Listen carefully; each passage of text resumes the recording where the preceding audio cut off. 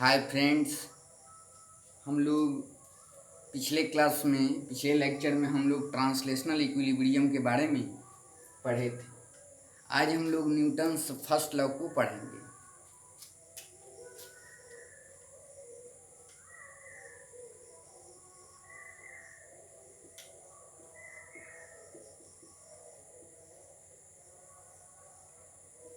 तो Newton's first law क्या कहता है?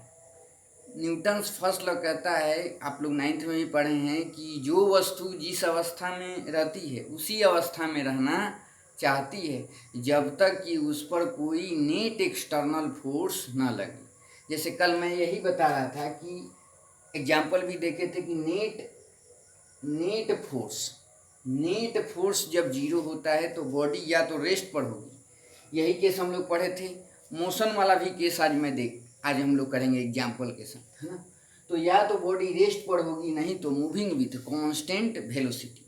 तो बॉडी पर लगने वाला नेट फोर्स जीरो होगा तो बॉडी या तो रेस्ट पर होगी, नहीं तो मूविंग विथ कांस्टेंट वेलोसिटी। तो एक्सेलरेशन जीरो हो जाएगा, तो नेट फोर्स जीरो हो जाएगा। मतलब नेट फोर्स जीरो होगा तो बॉडी जिस अवस्था में रहती है उसी अवस्था में रहना चाहती है। तो यही न्यूटन्स फर्स्ट लॉ है, मतलब ट्रांसलेशनल इक्विलिब्रियम का केस है, यही है। तो न्यूटन्स फर्स्ट लॉ कहता है आपको बॉडी स्टेट चेंज नहीं करेगी। अगर रेस्ट पर रहेगी तो रेस्ट पर, और मोशन में अगर होगी तो मूविंग विथ कांस्टेंट वेलोसिटी। कब? जब नेट फोर्स जीरो हो, है ना। Net force acting on the body is equal to zero, है ना। तो स्टेट चेंज नहीं होगा। क्या होगा?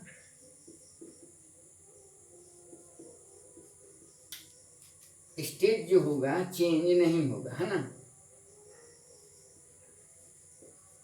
Does not change.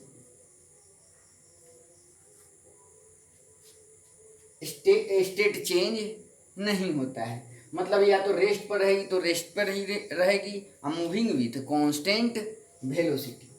तो यही केस है। मेनली बात है कि नेट फोर्स जीरो होना चाहिए। नेट फोर्स के लिए हम लोग समेशन का यूज करते हैं, एफ, है ना, is equal to zero. Summation मतलब अब वेक्टर फॉर्म में कर दीजिए तो सबको जोड़ देंगे वेक्टर फॉर्म में, है ना।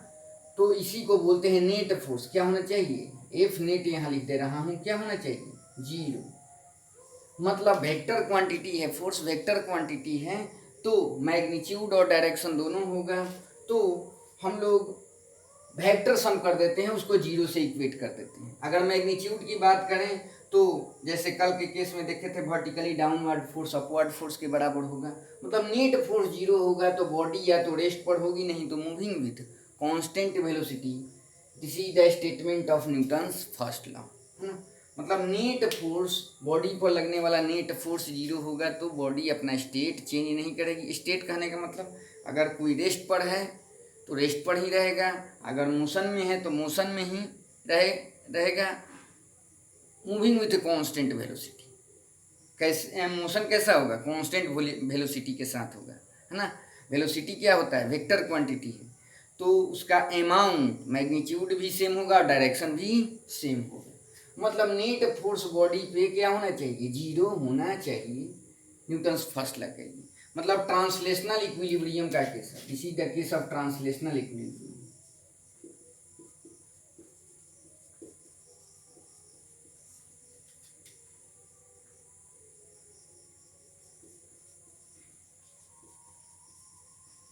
ट्रांसलेशनल इक्विलिब्रियम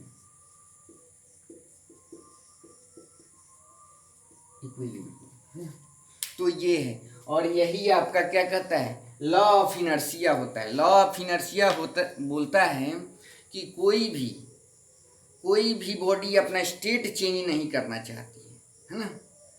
यही लॉ ऑफ इनर्शिया है। जैसे अगर कोई रेस्ट पर है तो रेस्ट पर ही रहेगा, और मोशन में है तो मोशन में ही रहेगा, मूविंग विथ कांस्टेंट वेलोसिटी।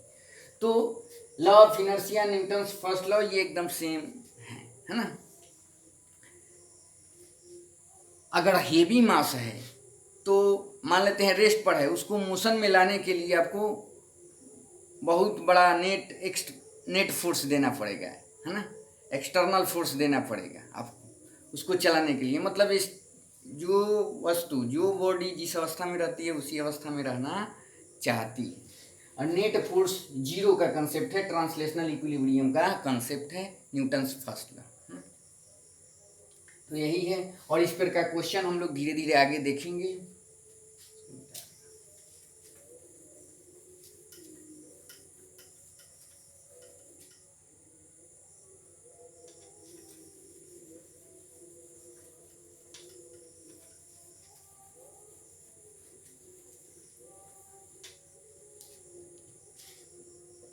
अब देखते हैं, जैसे कुछ एग्जाम्पल से देखते हैं।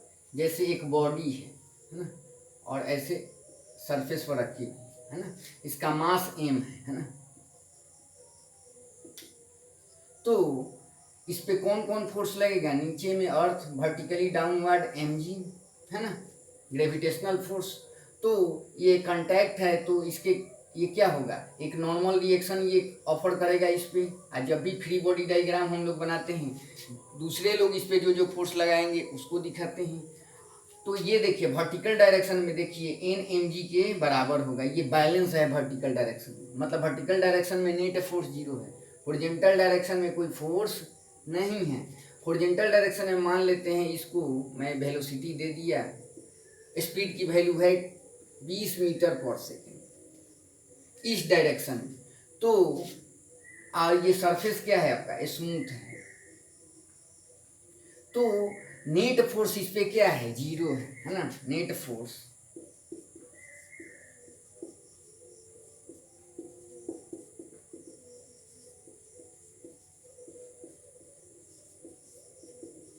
इस केस में क्या है, वर्टिकल डायरेक्शन में नेट फोर्स जीरो है तो वर्टिकल डायरेक्शन में एक्सेलरेशन भी नहीं होगा, वर्टिकल डायरेक्शन में एक्सेलरेशन भी नहीं होगा। हॉरिजॉन्टल डायरेक्शन में देख लीजिए, हॉरिजॉन्टल डायरेक्शन में इस पे कोई फोर्स नहीं लग रहा है ना। तो हम लोग कहेंगे, और वेलोसिटी स्पीड का अमाउंट हॉरिजॉन्टल डायरेक्शन में कितना है, 20 मीटर पर सेकेंड।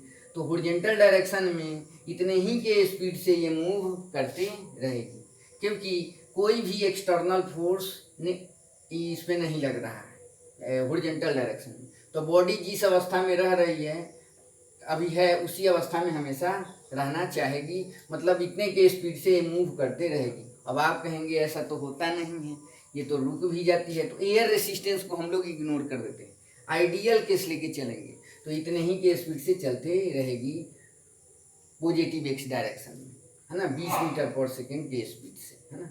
तो यही न्यूटन्स फर्स्ट लॉ है ना। जैसे एक एग्जाम्पल और देखते हैं, जैसे प्रोजेक्टाइल मोशन आप लोग पढ़ते हैं, तो प्रोजेक्टाइल मोशन में क्या पढ़ते हैं, जैसे एक एग्जाम्पल देता हूँ।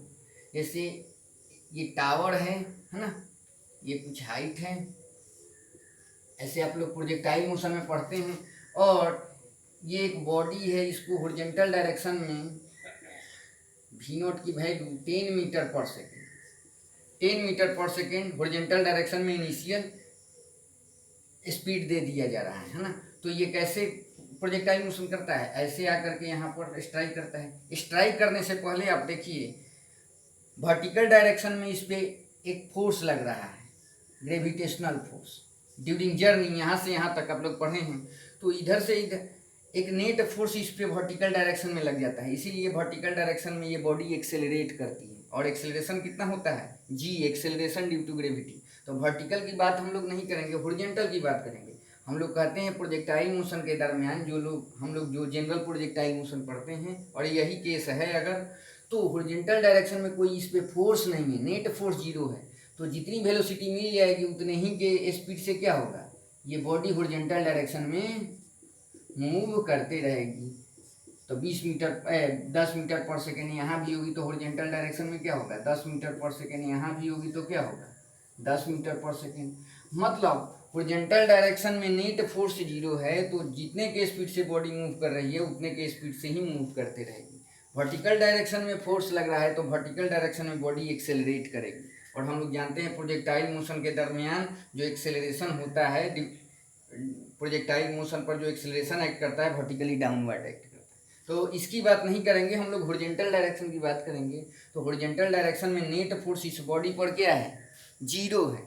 तो इनिशियल जो भी स्पीड मिल जाएगा उसी के स्पीड से ये मूव करते रहेगी हॉरिजॉन्टल डायरेक्शन में। तो ये 2 केस हम लोग देखे, है ना। तो यही है आपका न्यूटन्स फर्स्ट लॉ है। मतलब नेट फोर्स 0 की बात चलेगी। जिधर नेट फोर्स 0 होगा या तो बॉडी रेस्ट पर होगी, नहीं तो मूविंग विथ कांस्टेंट वेलोसिटी। अब इसको मैं मिटा देगा।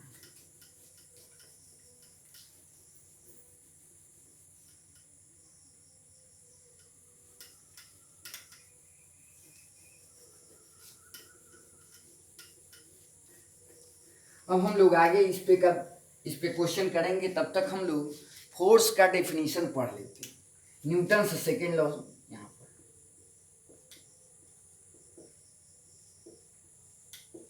Newton's second law. तो न्यूटन सेकेंड लॉ से पहले हम लोग फोर्स पढ़ेंगे, फोर्स का डेफिनेशन। तो 9th क्लास में फोर्स आप पढ़े हैं, 9th क्लास में फोर्स का डेफिनेशन पढ़े हैं। धक्का या खिंचाव को बल कहते हैं, फोर्स कहते हैं, है ना। पुश और पुल की बात हो 9th क्लास में थी। लेकिन अब आप स्टैंडर्ड क्लास में आ गए हैं, 11th क्लास में आ गए हैं, तो फोर्स का डेफिनेशन बोलिएगा। फोर्स क्या होता है, the rate of change of linear momentum. Rate जब कहेंगे नीचे में टाइम आ जाएगा, ऊपर में change in momentum, linear momentum of the body is known as force.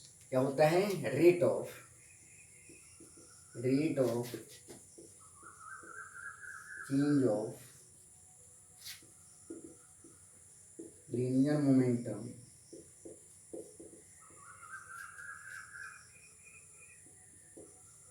is known as force. तो पहले हम लोग लीनियर मोमेंटम को थोड़ा सा देखते हैं। चेंज में बताया भी हूँ, चेंज हमेशा होता है फाइनल माइनस इनिशियल। काइनेमेटिक्स का लेक्चर देखिएगा, 7-8 लेक्चर है, वहाँ चेंज की बात बताया। तो पहले लीनियर मोमेंटम चेंज हमेशा लिखिएगा final minus initial, final minus initial. और किसमें चेंज, लीनियर मोमेंटम में चेंज, बॉडी के लीनियर मोमेंटम में चेंज। तो लीनियर मोमेंटम पहले देखिए क्या होता है।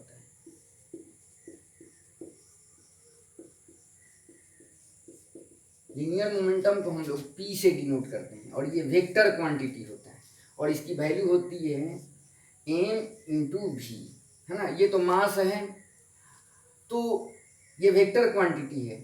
तो देख रहे हैं ये स्केलर है, तो मतलब जो वेलोसिटी का डायरेक्शन होगा वही मोमेंटम का डायरेक्शन होगा। It is the product of mass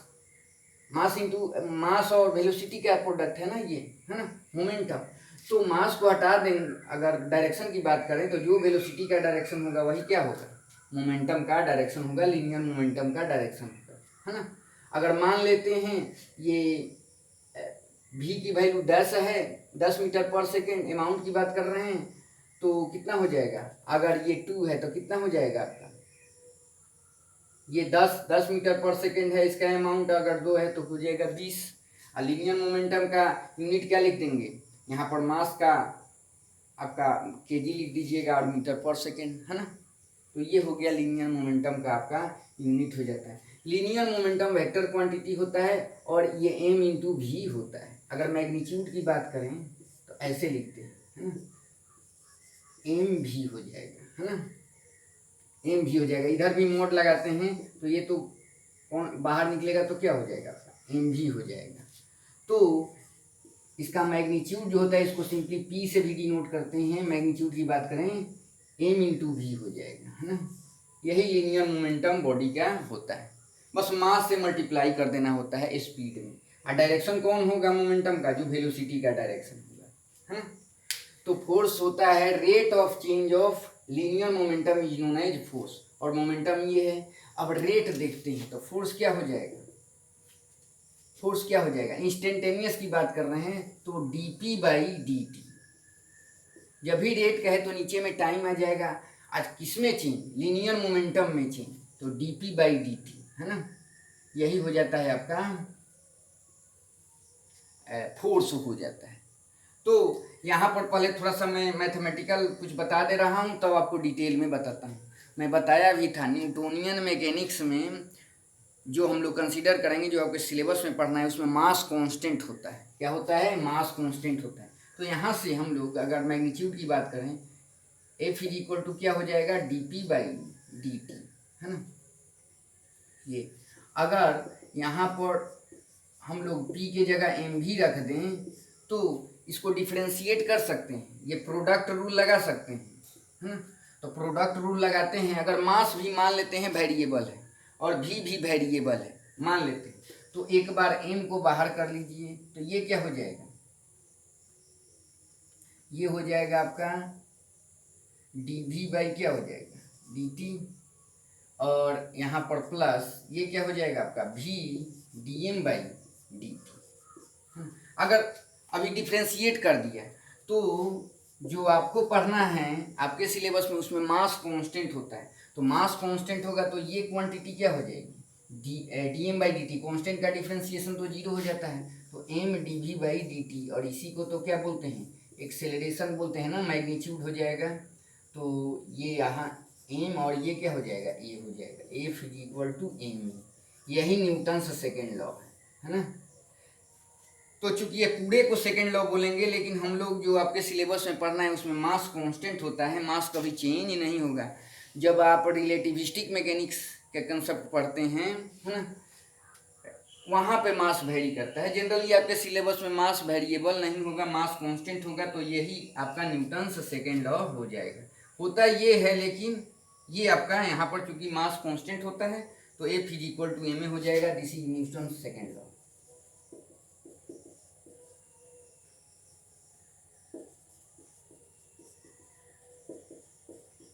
Newton second law.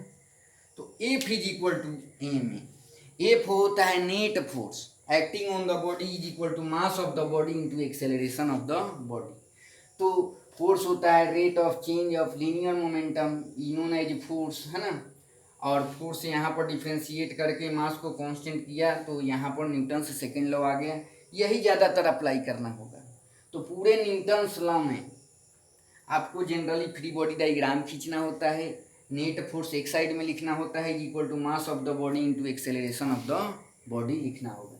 तो पहले कुछ एग्जांपल से, एक एग्जांपल से मैं इसको बता दे रहा हूँ।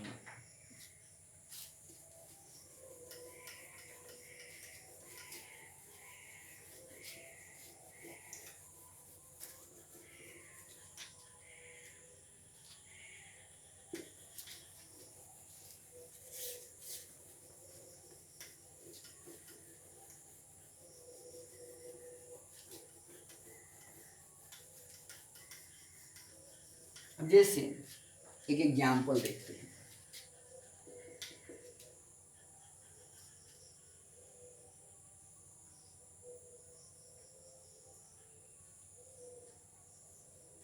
ये दो बॉडी है, इसका मास m1 5 kg है और इसका मास m2 10 kg है, और हॉरिजॉन्टल डायरेक्शन में इस पे एक एक्सटर्नल फोर्स लग रहा है 100 न्यूटन का, और ये सरफेस क्या है? स्मूथ सरफेस है, स्मूथ सरफेस है, फ्रिक्शन प्रेजेंट नहीं है, फ्रिक्शन एब्सेंट है ना।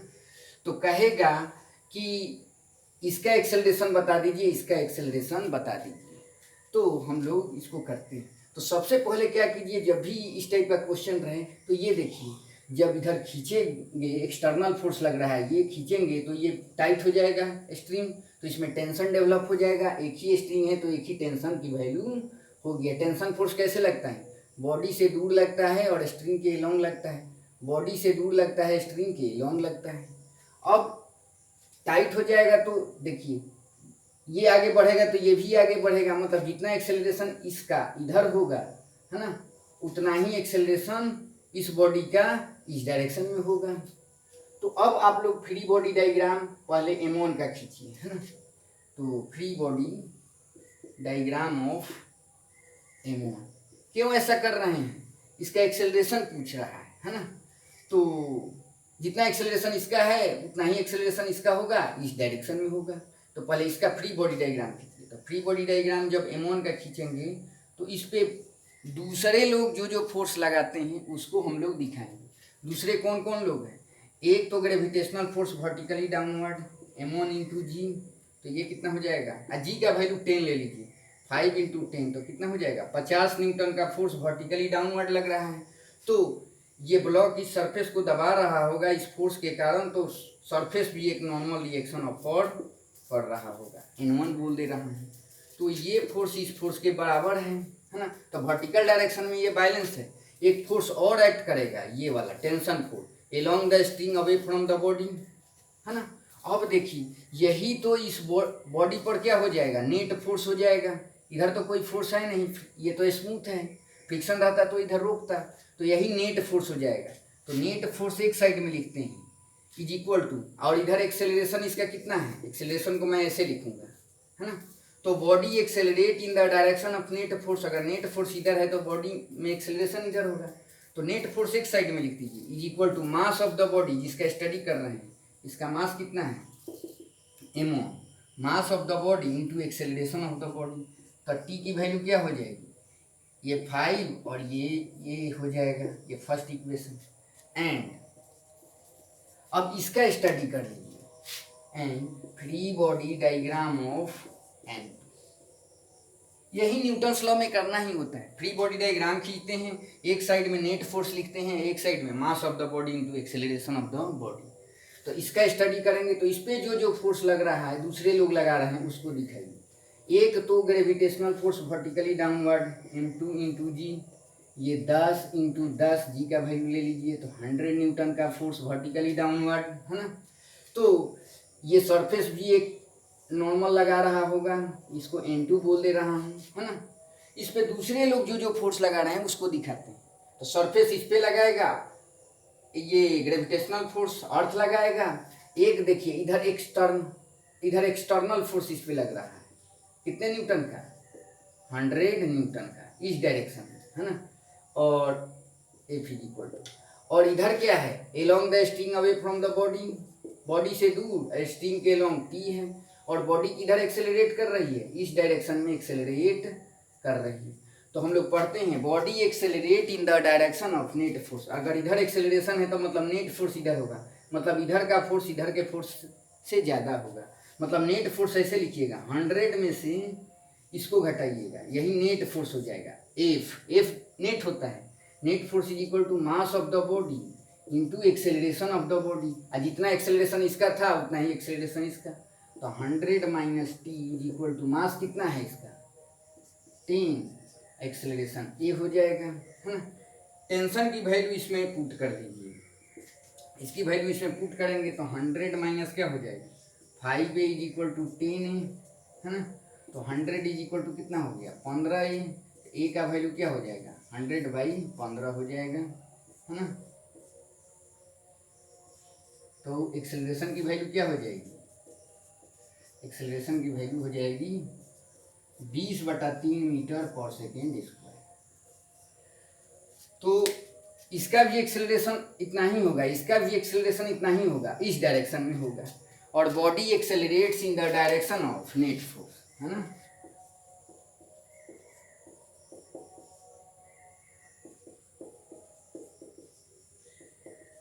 In the direction of net force, force नहीं नेट फोर्स, है ना। इस पे इनर्शियल फ्रेम में इस पे फोर्स लग रहा है 4 m2g n2 100 न्यूटन का एक्सटर्नल टी, लेकिन नेट फोर्स 2 फोर्स बैलेंस है, वर्टिकल डायरेक्शन में बैलेंस है। इधर क्या है, इधर का फोर्स इधर के फोर्स से ज़्यादा है, तो नेट फोर्स इधर लग गया, बॉडी इधर एक्सेलरेट कर गई, वही लिखा। यही न्यूटन्स सेकंड लॉ है। तो पूरे न्यूटन्स लॉ में आपको फ्री बॉडी डायग्राम खींचना होगा, है ना। उसके बाद एक साइड में नेट फोर्स और दूसरे साइड में मास of the body into acceleration of the body लिखना होगा। तो आज इतना ही तक रखते हैं। अगर वीडियो अच्छा लगा हो तो वीडियो को लाइक करें, शेयर करें एंड मेरे चैनल को सब्सक्राइब करें। Thank you.